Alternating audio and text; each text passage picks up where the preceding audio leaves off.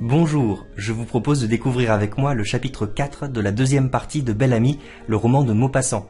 C'est la scène de rencontre secrète avec Madame Walter. Maupassant est un écrivain réaliste, héritier de Flaubert et de Zola. Il n'hésite pas à malmener les idéaux du romantisme. En nous peignant l'évolution d'un arriviste dans la société parisienne de la fin du XIXe siècle, Maupassant nous montre que l'amour est bien souvent utilisé comme un moyen d'ascension sociale. En discutant avec sa jeune femme Madeleine, Duroy réalise que Madame Walter, la femme de son directeur, a manifestement un faible pour lui. Par défi de séducteur autant que par intérêt personnel, Duroy décide de séduire Madame Walter, qui cède rapidement à ses avances en lui donnant rendez-vous à l'église de la Trinité. Dans notre passage, Duroy lui fait une déclaration pour parvenir à ses fins le plus rapidement possible. Ma problématique. Comment Maupassant révèle-t-il avec ironie le succès assuré d'une stratégie de séduction extraordinairement cynique? Nous allons faire ensemble un commentaire au fil du texte, mais voici quelques axes qui pourraient vous être utiles pour un commentaire composé. L'hypocrisie de deux personnages qui se retrouvent dans une église pour mieux dissimuler leur adultère aux yeux de la société. Une stratégie de séduction quasiment militaire qui révèle un personnage prêt à toutes les manipulations pour parvenir à ses fins. Une déclaration d'amour en raccourci qui promet beaucoup pour atteindre son but plus rapidement. Une parodie de discours romantique utilisant les clichés de l'amour passionné. Une femme dévote rongée par la culpabilité qui cède à son trouble malgré elle. Une focalisation du point de vue de Duroy qui révèle toute l'ironie du narrateur. Une victoire fulgurante qui participe au projet romanesque de raconter l'ascension sociale d'un personnage arriviste. Elle salua le tabernacle du maître-autel d'une grande inclinaison de tête, renforcée d'une légère révérence, et elle tourna à droite, revint un peu vers l'entrée, puis, prenant une résolution, elle s'empara d'un prie-dieu et s'agenouilla. Georges prit possession du prie-dieu voisin, et dès qu'ils furent immobiles, dans l'attitude de l'oraison, « Merci, merci, dit-il, je vous adore, je voudrais vous le dire toujours, vous raconter comment j'ai commencé à vous aimer, comment j'ai été séduit la première fois que je vous ai vu. Me permettrez-vous un jour de vider mon cœur, de vous exprimer tout cela ?» Les deux personnages se retrouvent dans une église pour un rendez-vous adultère. La situation est très cynique. Le mot « attitude » montre bien l'hypocrisie d'un jeu de rôle qui vise à donner le change. On peut donc s'attendre dans ce passage à un jeu entre le point de vue extérieur et celui des personnages. Madame Walter est une vraie dévote. Nous n'avons pas accès à ses pensées, le point de vue est celui de Duroy, mais on devine qu'elle connaît bien les lieux, comme le montrent les compléments circonstanciels, à droite, vers l'entrée. Elle fait les gestes conventionnels, l'inclinaison de la tête, la révérence. Les hésitations de Madame Walter sont visibles dans les verbes d'action. Elle tourne, elle revient. La longueur de cette phrase et le connecteur temporel soulignent le temps qu'elle prend avant de prendre sa résolution. Au contraire, Georges Duroy agit sans attendre. Dès que la phrase est courte, il prend possession du prie-dieu voisin. Cette expression est presque militaire. On prend possession d'une position dans une bataille. Cela révèle bien ses intentions. Le verbe adorer est connoté religieusement. Malgré le lieu, il utilise un vocabulaire sacré pour une affaire profane. La déclaration de Duroy est précipitée. Il répète des mots, des structures de phrases avec une syntaxe heurtée par des points de suspension. Cette urgence de parler est manifestée par la multiplication des verbes de parole, dire, raconter, vider mon cœur, exprimer. Duroy met en place une stratégie de séducteur peu élaborée. Il utilise les clichés du discours amoureux, mon cœur.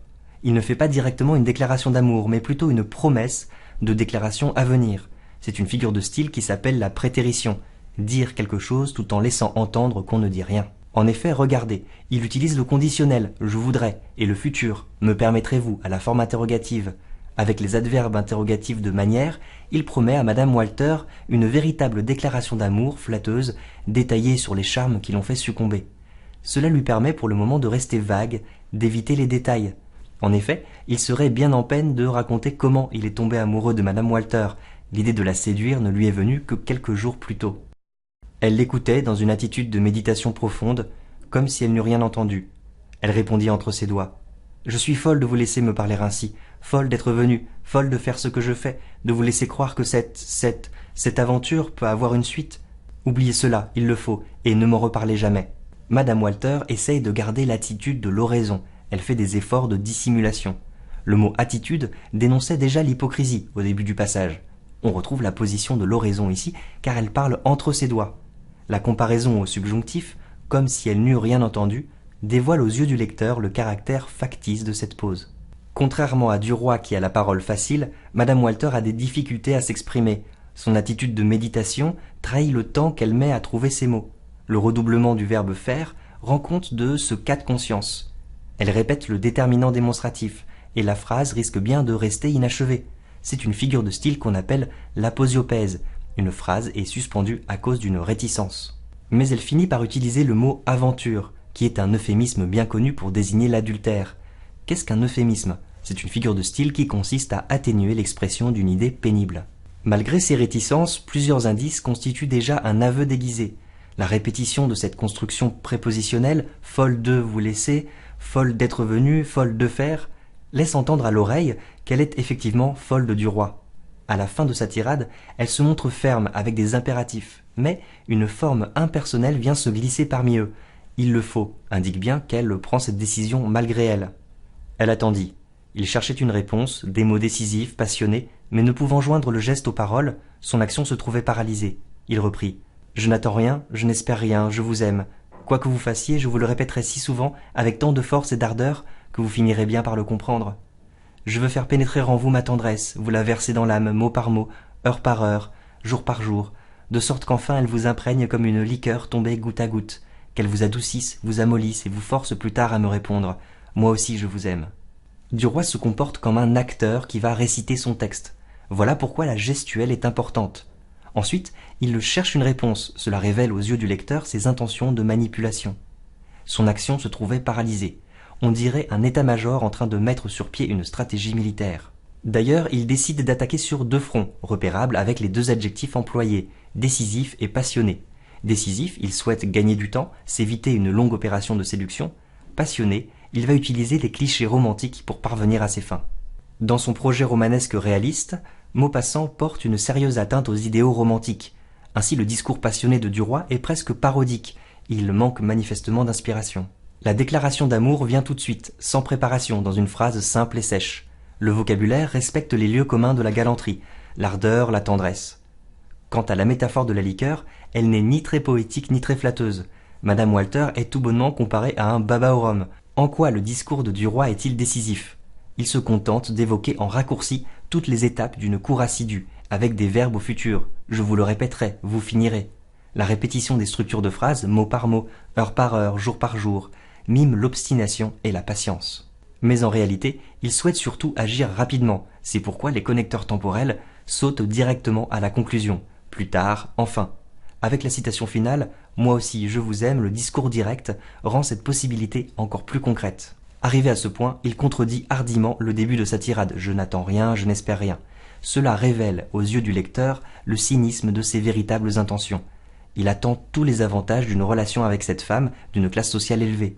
N'oublions pas qu'elle est la femme du directeur du journal dans lequel il travaille. Il sentait trembler son épaule contre lui et sa gorge palpitait. Et elle balbutia très vite « Moi aussi je vous aime ».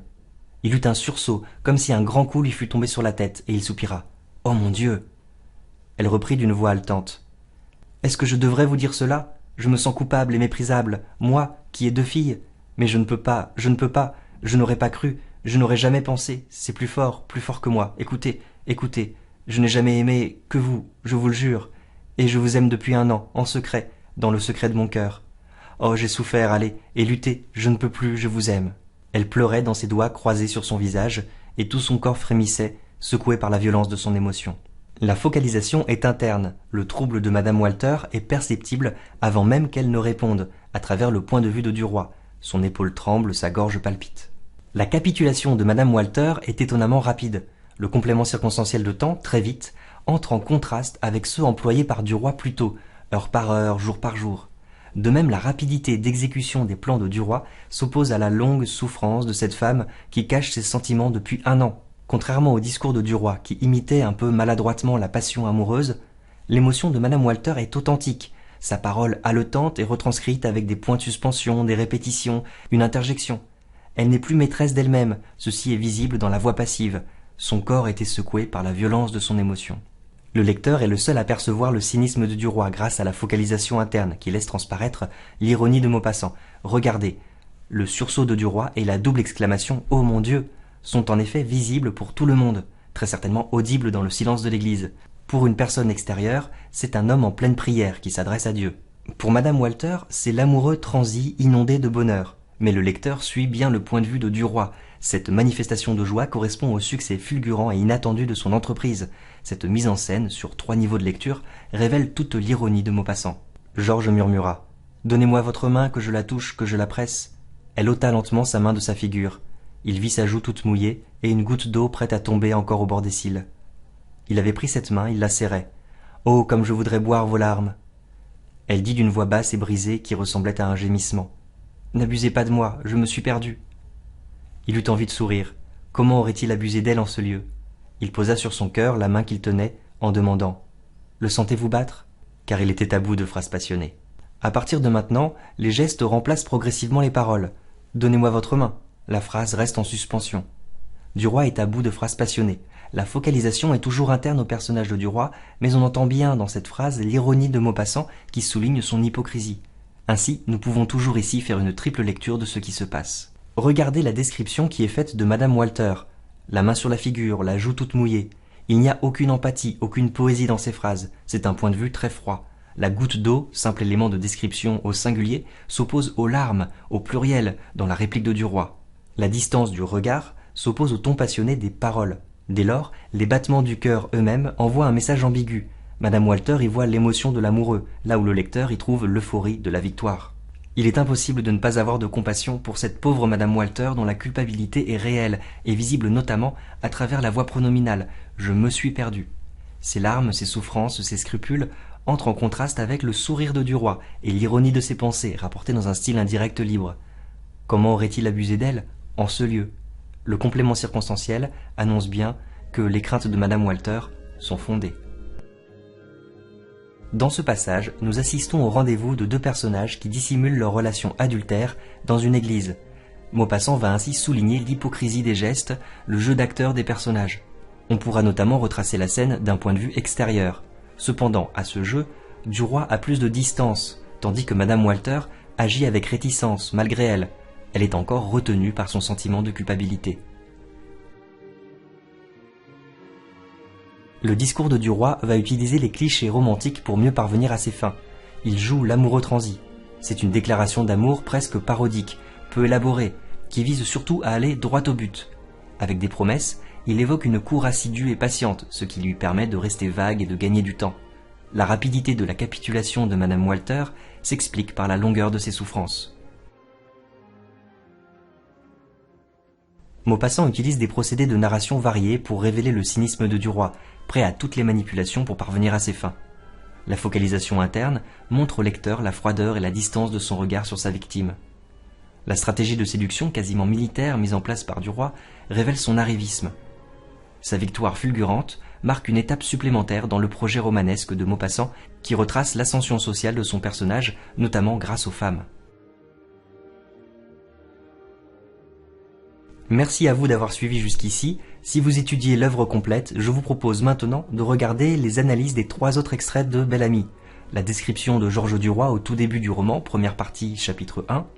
Le duel de Georges Duroy avec Louis Langremont, première partie, chapitre 7. Et le mariage final de Georges avec Suzanne Walter, deuxième partie, chapitre 10. Au revoir.